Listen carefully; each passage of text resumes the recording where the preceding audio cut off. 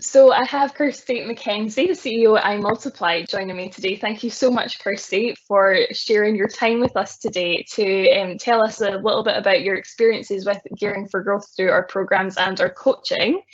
Can I first ask you to share a little bit about yourself and your business with us today? Yeah, of course. I'm delighted to be with you today. So I founded a company 8 years ago called iMultiply, and it's now the largest independent specialist finance and accountancy recruitment business in Scotland. I have been very fortunate to see it grow significantly over the last 8 years. And I would say recruitment's one of those industries which is very competitive and it's got a mixed reputation. But that's really why I knew there was an opportunity to potentially excel in that space. And the development journey for me has just been fantastic. I have learned so much in that time, and it's allowed me to gain other experiences with a variety of growth companies in a non-exec capacity as well, which is what I'm enjoying at the moment. So yeah, fingers in a few pies and loving it. How did you start to work with Gearing for Growth in the first place? That's an interesting one, actually, because I think from memory, it was about 3 or 4 years ago. And, I'd been out networking a lot. So I was at a lot of events and you meet a lot of people that, are say they're coaches or are coaches. And to be honest, I was quite turned off at the time just because I was meeting a lot of coaches and I didn't really understand actually the power of coaching at all.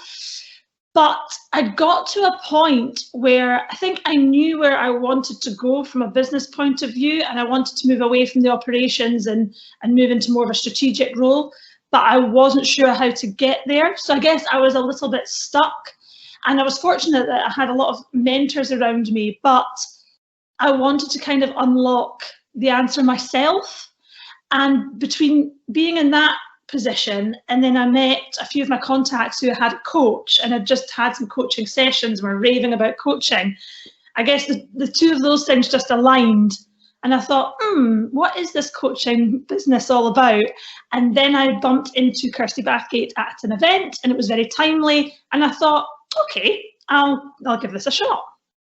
So it's meant to be, the stars aligned. I think so. The timing felt right. It's funny because you said earlier that recruitment, can have a kind of mixed reputation. It's quite similar with coaching, actually. I think some people go in with a very different, perception of what it really is. So no, that's really interesting. And how did you find the experience and what did it do for your business? Oh, the experience is invaluable. I now rave to everyone about the power of coaching. I think you're right. I think what people get confused as well is the difference between coaching or being mentored, or having a non-exec. There's some themes between the roles different people play.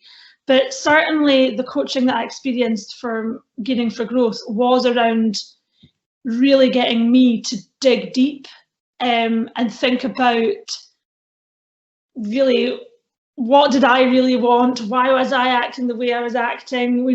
It was actually really tough, to be honest. Like after a session I was knackered. My goodness, that was hard.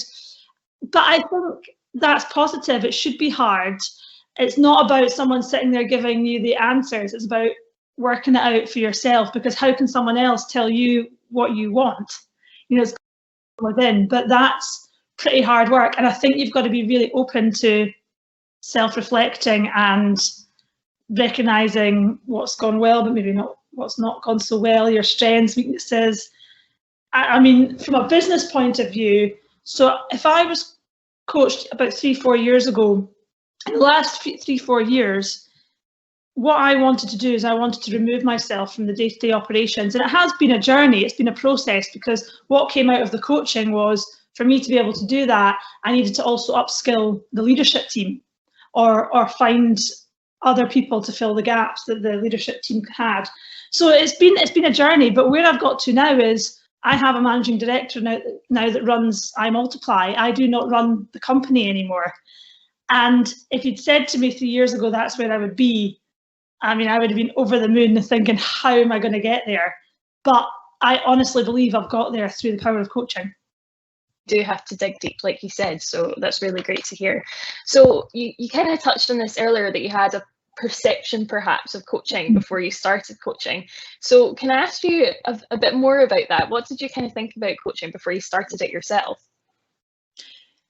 It's interesting. I probably hadn't thought too much about it, but because I was meeting so many people that called themselves a coach, I think I was quite dismissive. I think I just thought, what have they done as people? That probably sounds really bad, because it was just an assumption. I didn't know. I was thinking, how can they really help me? They're not necessarily an expert in my field, for example. So I didn't understand the power of coaching and what it could unlock from within for myself. So I think that was my perception, and actually I realise now that's not the right perception. I now see the power of coaching, so much so that I have gone on to do a coaching qualification myself, because I realise how empowering it is for others, giving people the space to be heard and ask challenging questions and unlock things for themselves is so powerful, that I recognised that I wanted that in my toolkit as a leader. So I've actually now gone on and done a coaching qualification. But if you'd asked me 4 years ago what I thought coaches really did, I think I just didn't know. Yeah, no, that's really interesting. It's amazing that you've went on to kind of, pursue something yourself due to the power of coaching, as we say. What, if anything, surprised you about your experience or what you achieved? I think probably back to the fact that I've now wanted to develop those skills in myself for my team and for my leadership sort of toolkit, as I said. That surprised me, because I didn't expect to go down that route. What else has surprised me? Probably how far I've come, which, I guess you have to come along the journey and then be able to stop and reflect and realise, wow, that's actually, I've done quite a lot in a relatively short space of time. So I think what surprised me is how coaching can just help you unstick yourself or stop yourself from going around in circles. And I would say that's been my biggest surprise. Also, how much you can get out of quite a few sessions. So I had a few sessions, and it was agreed that, you'd start with, for example, 6 sessions. And I guess I was surprised about how much I was taking away from each session. It's not then been something I've become really reliant on, and I like that as well. So would you say that coaching has had almost like a domino effect on the whole team at iMultiply?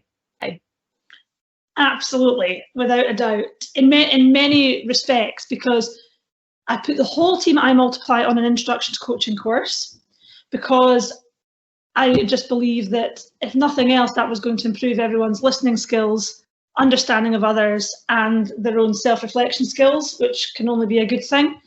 And I used Gearing for Growth to do some sessions with my leadership team as well, which was hugely beneficial. As I said before, it's improved my skills as a leader. And then the other thing I did through Gearing for Growth, which I found hugely helpful, was one of the programs where I met other business founders. And that's been brilliant, because we've all kept in touch, and now we're learning through sharing experiences with each other. So I think it's had an impact on many fronts, and the team, I'm sure, have seen a difference in my style. And now, instead of coming to me wanting an answer, they know I'm now just going to ask a question in response. So they're now more prepared to think about a solution themselves, which means they're no longer reliant on me, which is great. Absolutely, and I think that's that coaching practice definitely coming into play there. So what would your top tip be for anybody who is thinking about coaching? I think the main thing is you've got to be really willing to take a good look at yourself. And if you're not truly willing to do that, or the timing's not quite right for you to do that, then you won't get out of it as much as you could. It's like anything. The more you put into it, the more you're going to get out of it. And I think the onus is on the individual to be really open-minded and be really ready in a position to take a look at themselves. So that would be my tip. And would you say that coaching's almost taken a different position during this pandemic time, where it's been very different in business? I would say it's different in the sense of none of us have been through this before. So therefore you can't really go to someone for an answer here. It's not as clear cut as that. And don't get me wrong, I think there are times where, you know, you might want a mentor, for example, or someone else other than a coach. You know, they've all got their merits.